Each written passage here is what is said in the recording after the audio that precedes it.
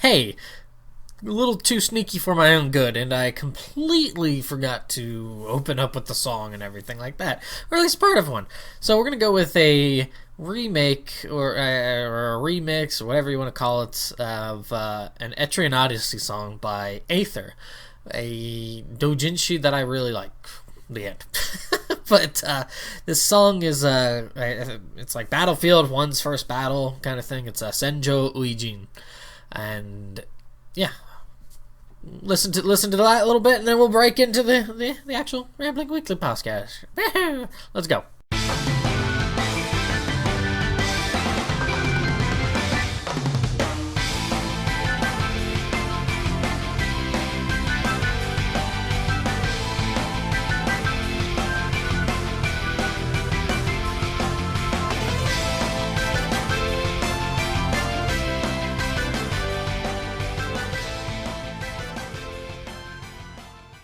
Hey there, welcome to another episode of Rambling Weekly. I know it's been a little bit of time.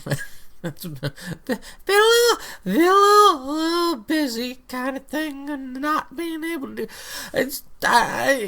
Part of it kind of boiled down to just not having the opportunities and chances to really be able to record until it was like late at night, and then I'd have to talk like really hushed and stuff, and it really changes the nuance and the presentation of how I end up doing these recordings and stuff, because as I move this mic a little closer, it just makes it I feel a lot more subdued. Part of it being when you're doing it at 1 o'clock or 2 o'clock in the morning. It's a little late, a little late.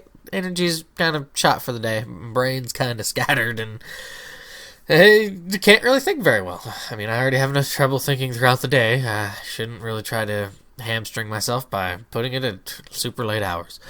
That said, I apologize once again for the long stretch of quietude. I had recorded 2 other episodes, and I think I mentioned this in a little vlog video or something. I'd recorded 2 other videos, or I should say 2 other podcasts. I recorded them with video, but since my laptop is a hunk of dookie, it didn't go very well. Like, I was looking over the video, and the video stutters, it freezes up.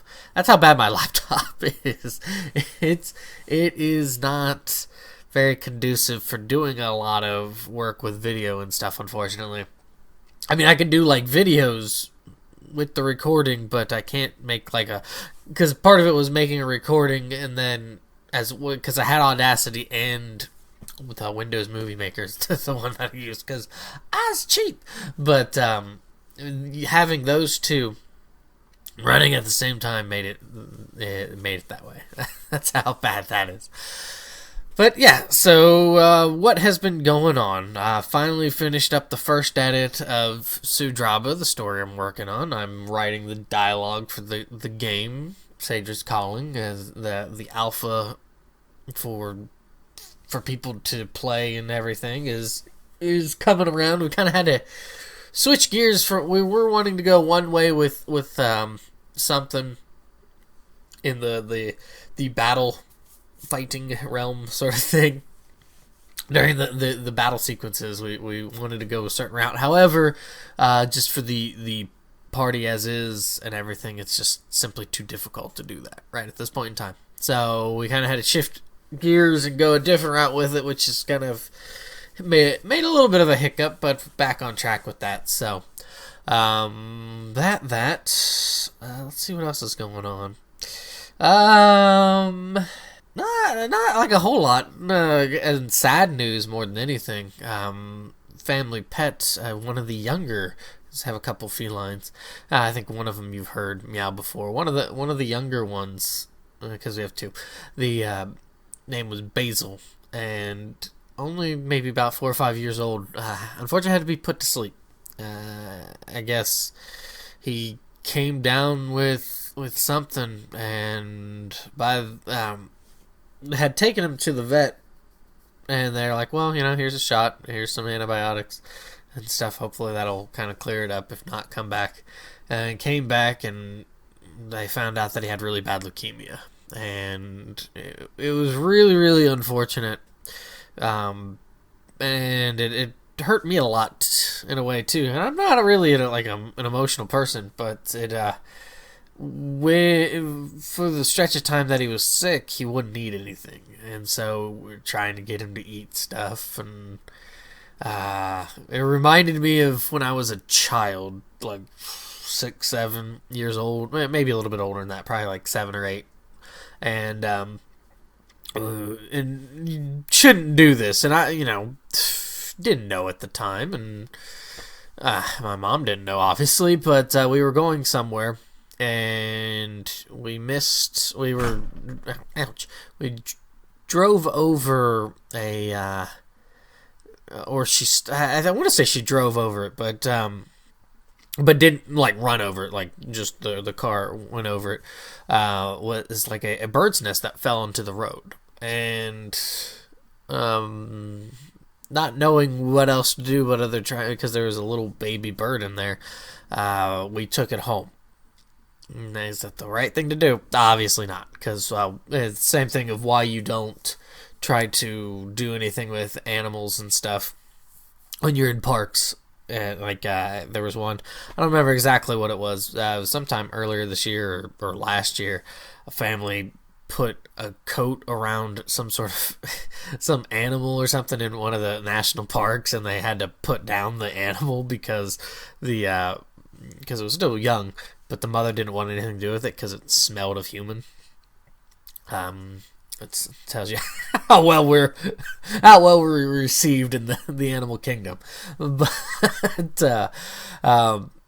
where I'm going at with this is we brought this bird home and named it Chirpy, and unfortunately Chirpy was kind of the same way with Basil, and that was to a point just didn't want to eat, even when you tried to mash up grapes and that sort of thing to give it something to eat. It just didn't work, and eventually just passed away. And it always, like, that first time really, really hurt, because it was I don't think it was the first time myself having to deal with like the death of a pet or anything like that. But it hurt in a different way, because it kind of, when you're young, especially around that age, generally you kind of think that nothing will hurt you. You can do whatever, and you can always fix a problem. And unfortunately, I've had to relearn that lesson this past week, and yeah, so, whew. So, yeah, things like that. So, sleep well, Basil, and enjoy the afterlife. So, that's what else has been going on. I played through Doom, and I just, the new Doom that came out in May or something like that. My brother got it for his birthday, and he had been a bit lackadaisical playing it, so I was like, you know what, I'll play through it, because I like the old Dooms. I'll give this a go, and I enjoyed it. I liked it. I'm not the biggest fan of how the bosses are, because the boss thing's kind of, I don't know, I didn't, like, there's 3 different bosses, and they're kind of like, well, they've got health, and you can see the health. I kind of wish they didn't show you the health, so it kind of turned into this, because to me, it's kind of like, why is it that everything else you don't have health, or showing how much health they have left, but you're going to show it with the bosses. I kind of wish they wouldn't have done that, but, excuse me, but the, like, outside of that, it was all right.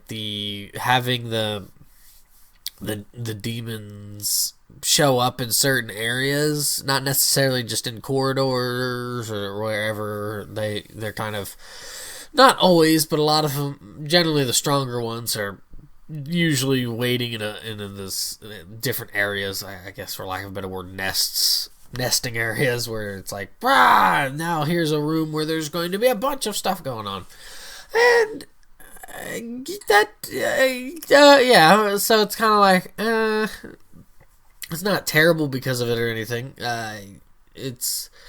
I like how the maps can be rather large and you can get lost and stuff like that, or you find a secret and you go a different way and then it kind of brings you back even though there's more to the secret. And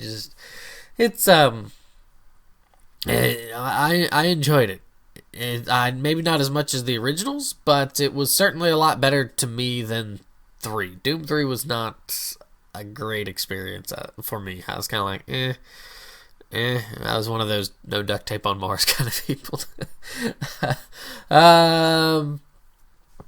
Let's see that. Also, starting to put into motion things for an actual another video review. I think I mentioned it before, but I'm gonna do like a Naruto no Kiseki video. I've got it recorded. I've got the footage. I've had it for a while, and I've got the audio of my portion recorded. But what I'm going to probably start doing with videos that I actually do kind of quote-unquote reviews, not necessarily reviews, I guess just kind of, I don't know how you would really describe it. A pseudo-detail looking into the game, or something. And I'm going to incorporate this with other videos that I kind of do moving on, is that I'm going to have like a not necessarily guest, so to say, but somebody other than myself to say something about the game. And so they'll be like, "Hey, don't just take my word for it," sort of thing. So, squeaky chair. But that is that. Doing that. Playing through on Steam. What is that? The Pier Solar. I'm about 11 hours in, maybe not 11 hours, probably 10 and a half or so, 10 and a half, 11 maybe. But playing through that, it hasn't been like, I don't know if they've changed some things, because I remember when it first came out, there was a little bit of a very lukewarm reception with some of it, because they're saying, "Hey, this is very grindy," or something I remember, something that was commented about not knowing to go behind a waterfall, and I don't, from what I've played so far, I don't quite recall that, and maybe it was actually, now that I think about it, maybe it was one of those, the dungeon with the second boss. But I haven't really had too much problems. I think I had lost once because you have a boss fight and then you like go back to a place and then you have another kind of, not necessarily like a straight up boss fight, but a tough fight, and I lost there, and it was kind of like, well, shoot. You know, it wasn't so bad because I had saved right before, but it was just like, okay. And then I haven't had a game over since. I've been pretty good about that. And like the first boss, was kind of tough. The second boss was pretty, like a really, really close endeavor. And then the third boss that I think I've only have fought 3 so far. And the third boss, I actually stomped the living hell out of. It's like, yeah, we're not dealing with this, crush. So, yeah, I'm actually liking it a lot. I'm kind of surprised it doesn't get brought up a bit more as one of these success stories for indie development.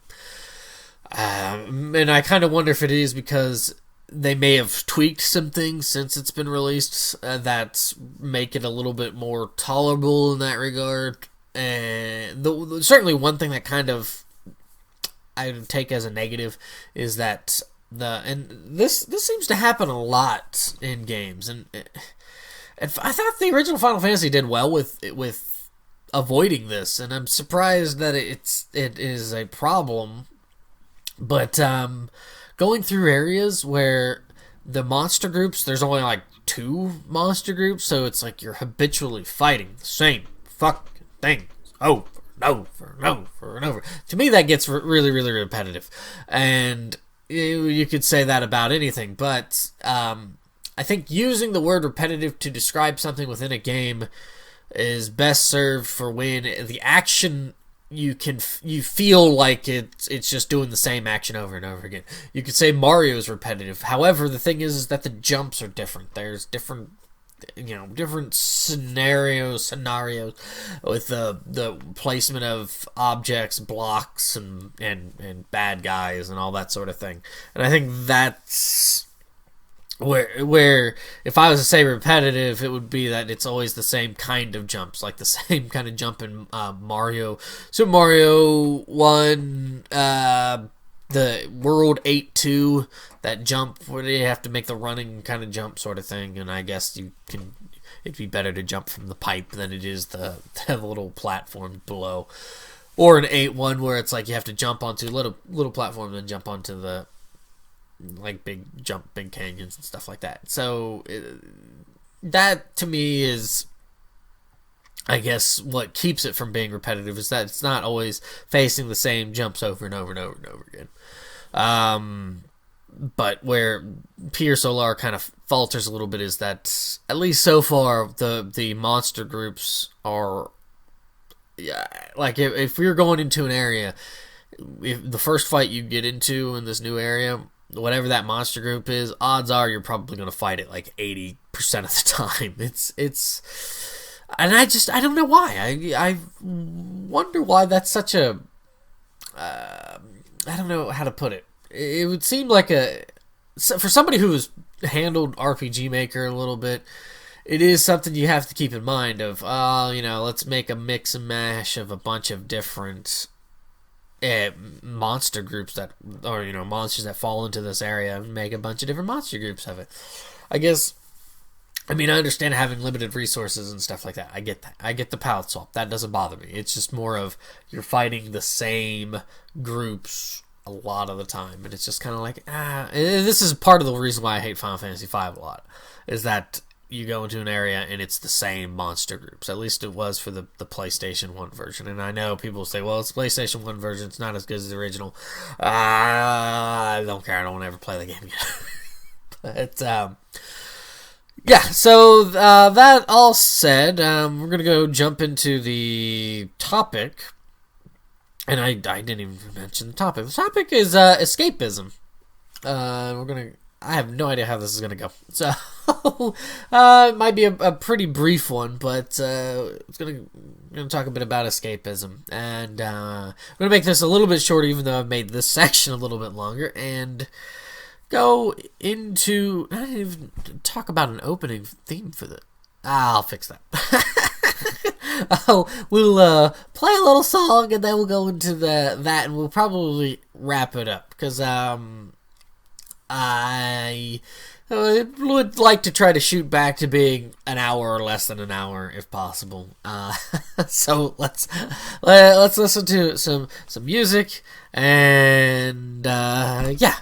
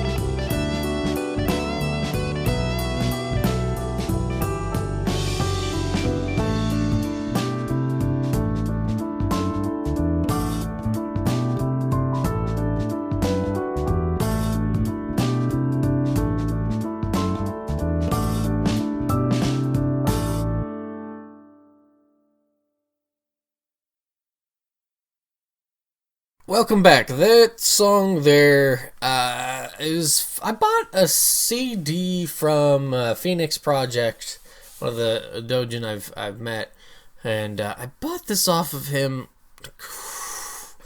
but I didn't get a chance to listen to it. I don't know why. Maybe I did listen to it, but I just wasn't in a good mood, or maybe because this is the thing with Toho music. For those who don't listen to a lot of Toho music, it's phenomenal. It's really fantastic stuff. I love Toho music. The problem is, and I think other people probably feel this way too, is that maybe it's just a foreigner thing. I don't know, but you reach a certain limit with it. You can hear a fantastic song. You can hear fantastic renditions and remixes and remakes of it. However, you can only hear that about 30 times before you just kind of get to the point of okay, we've got it. It's kind of that sort of that point. However, I was listening to this, and maybe it is because I hadn't been listening to a lot of Toho music. And I was listening to the CD, and this song came across, and it's Hana no utsuru tsuka, which is the hill where the flowers reflect. I think that is probably a way that it's translated that will bring the song up. At least I hope. and he's done the song in different CDs and stuff before, but hearing this version of it, I was like, this is such a chill version. And when that guitar kicks in a little bit later, it almost sounds like it's a different song. When you hear it, you'll probably, and if you listen to Toho music, you'll recognize it, I'd imagine. And certainly the guitar it's just, I don't know, there's something about it that makes it feel a little bit more nuanced, I guess. And maybe it's just because, like I said, I hadn't been listening to a lot of it lately, and then listened to it all of a sudden, and then, so... That's that. If people had commented and I just haven't gotten to it, there we go. Hadn't gotten to it or something, I apologize. I'll try to at least comment to them with the clickety clacks. It's not that I'm dropping comment sections or anything like that. It's just I have no idea what was the last thing I commented to, so... And if I can at least save the audio from the earlier stuff, I'll use that. I'll cheat. I'll use that stuff. Because hopefully the audio is still good, and then I can at least put those together, and there'll be chambers, rounds in the chamber there for later use. So the topic for this is escapism, and I probably, knowing my luck, have already mentioned this sort of thing before. But I had seen it come across on Twitter with Hectro. He was complaining about something in a game. and I honestly cannot recall what the thing was. However, I do remember one of the other references he made, because he was like, I don't like it, and I don't like when I have to do it in this too. I think it had something to do with No Man's Sky and collecting things. And I just seen recently that they are possibly going to let people sue them for the person for false advertisement or something like that, and, allegedly. And I don't know. Yeah, at least they're maybe looking into that sort of thing. It's an unfortunate. I think that's actually where he did start with that, but it's just an unfortunate thing for that game. Not only does it's unfortunate because the people who are excited to play the game, if I remember very clearly, when the game was first announced to be delayed a few months earlier this year, people were sending death threats because they wanted the game so bad. I guess that's what happens when you want a game so bad. You get what you get. But you had the fall of great disappointment because of what people are expecting out of the game. You have now a black mark on indie developers because of this incident. much like I would say with what happened with Mighty Number 9 and that sort of thing, angers me because it's people. Maybe they're not. Maybe they're trying to do their best. Okay, that's fine. They're trying to do their best, but in trying to do the best, they have to take in consideration that they are poisoning the well when they majorly bugger up, kind of thing. I mean, that just kind of, I guess, that's what kind of gets to me, is that now you have a even more people who are very leery of, and I understand they certainly should be. Particularly the early days of Kickstarter, they should have been a bit more, what's the word I want to use? Judicious? A bit more judicious with how they doled out a few dollars here and there for support for a project. There's been plenty of those sorts of early day Kickstarter, I'm going to make an RPG, because there's such a dearth of it, and maybe we're kind of getting a little bit of that stuff back, but there's such a low count of RPGs and people who like them that they kind of tried to attach, they tried to buy a whole bunch of them,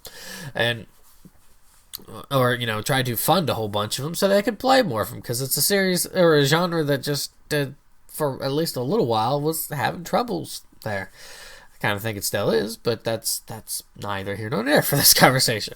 And the thing with what Hector was complaining about was with the mundane action of going around and just collecting things because you need to collect them.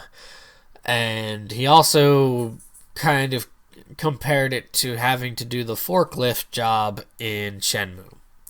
I've never played Shenmue. I have not played No Man's Sky. I'd kind of like to play Shenmue, but I have no interest in playing No Man's Sky. And it kind of made me think of Escapism, because it's not just these two games. There's a whole bunch of them where they try to. Entertainment is basically a form of escapism with movie, not all the time, of course, but with movies, books, games, music. You're trying to, for whatever reason, you're either trying to enjoy something because life is miserable or life is kind of ho-hum. It's kind of so you read stories of great adventures so your mind can wander into those great adventures or that sort of thing. And that's where I think, and for example, I guess another example of this would be Torneko from Dragon Quest IV. It's a little nuanced, but Torneko in Dragon Quest IV setting up a shop, and then you just kind of standing there and selling things. So like the very initial part of his chapter from Dragon Quest IV, where you're just selling things for a shopkeeper, you're just doing your job, do.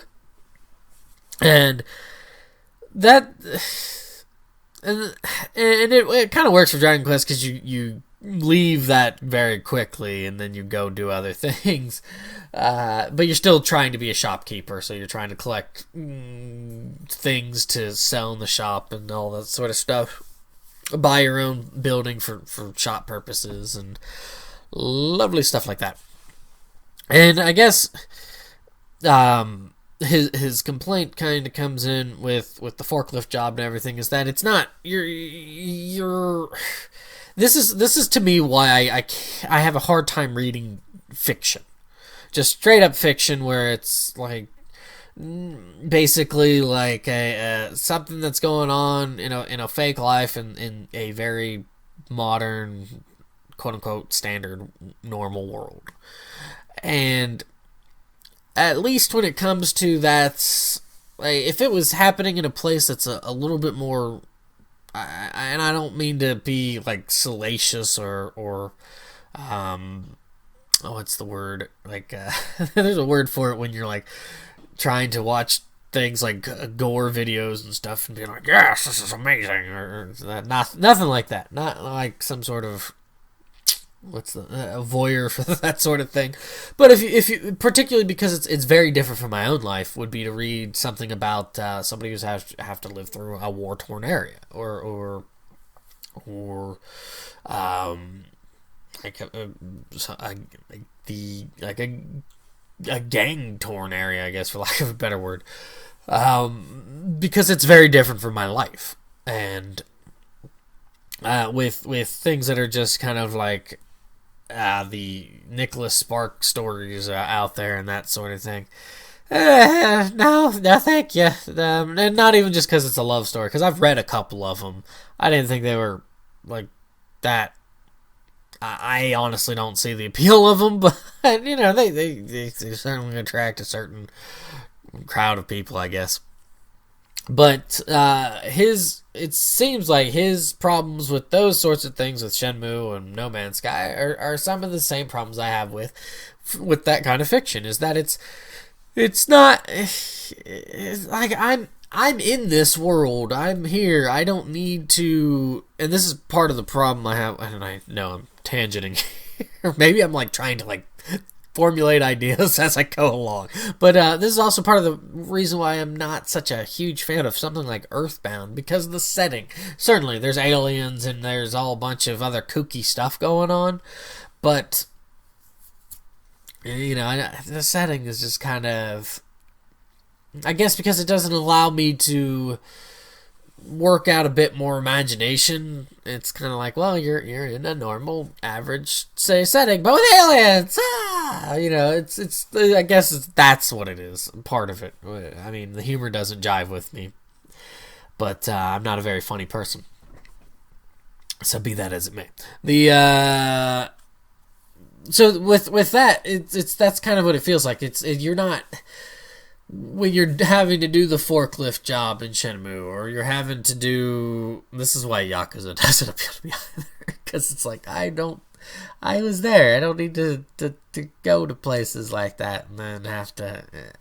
Anywho, but it's not offering a proper form of... Well, I shouldn't say proper, but it's not offering a at least for me, a form of escapism when you're tethered to things that are happening in like kind of in my, for lack of a better word, my average day setting. It's just not a I don't know, it's just it makes it all, it's like okay, and like I said before, it's I'm in this world, I do things here and there. Certainly I can't be rich, so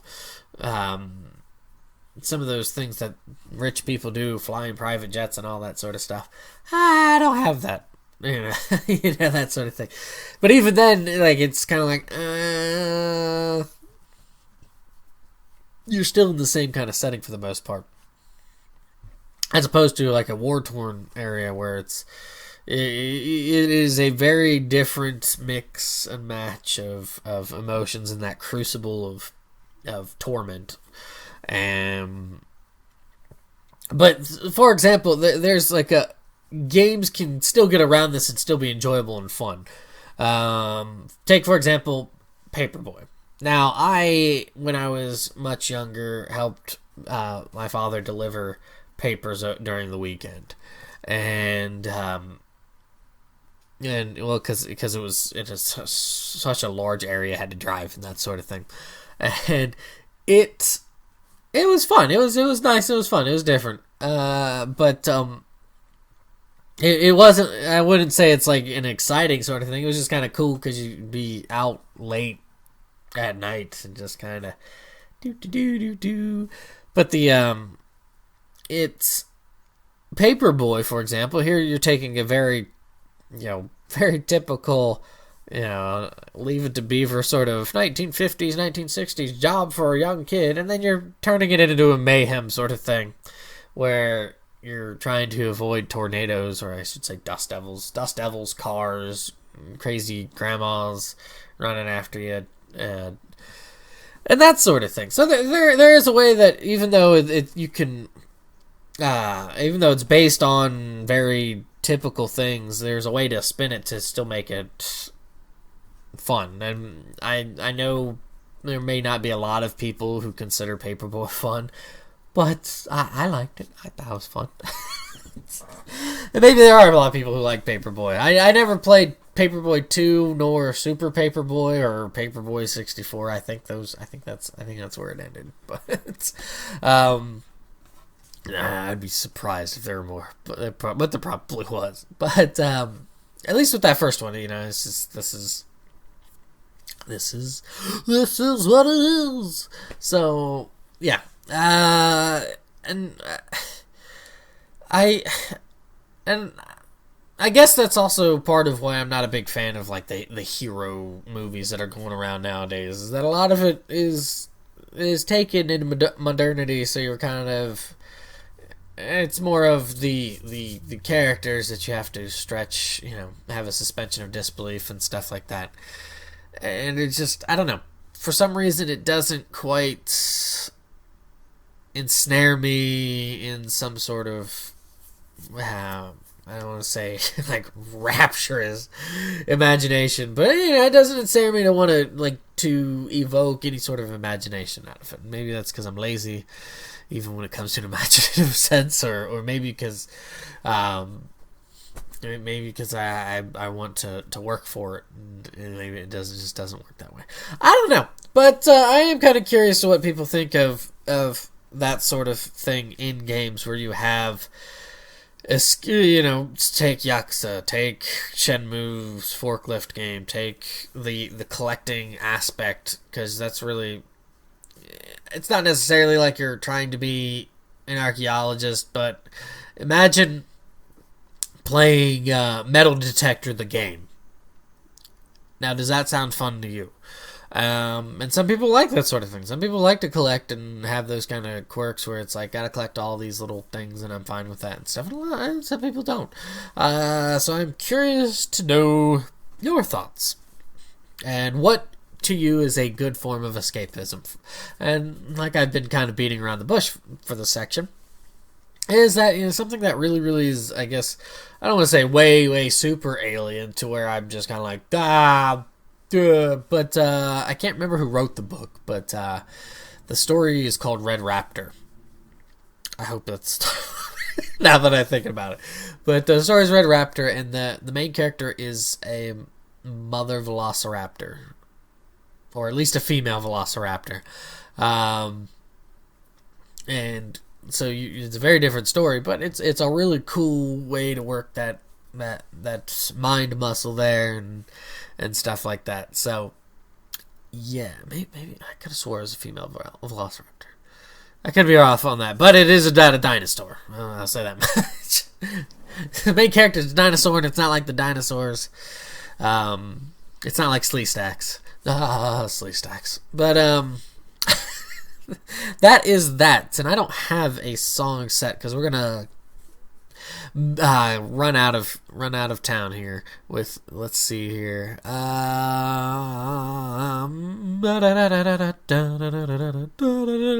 end. I know I should have done this before and I apologize, but click clack, clickety clack. So we're gonna go with and unfortunately I don't have the title for this, but we're going to go from another song by Phoenix Project from an album that he did called Folklore. And I'm not a huge fan of Vocaloid stuff. Just not a big fan of Vocaloid stuff. However, I enjoyed this album a lot. And part of it's because it's got a folksy vibe to it. So I'm going to pick one of those songs. And I'll put it in the description below and stuff to tell you what the song title is. Unfortunately, I have no idea where my CD case is. And, of course, when I got the music, it doesn't tell me the titles. It's track something. Track it in a numerical value. So, yes. Thanks for listening. If you got any comments, questions, and all that sort of thing, leave them there or message me at Muragaru553, Muragaru553 on the Twitters. And have a good day.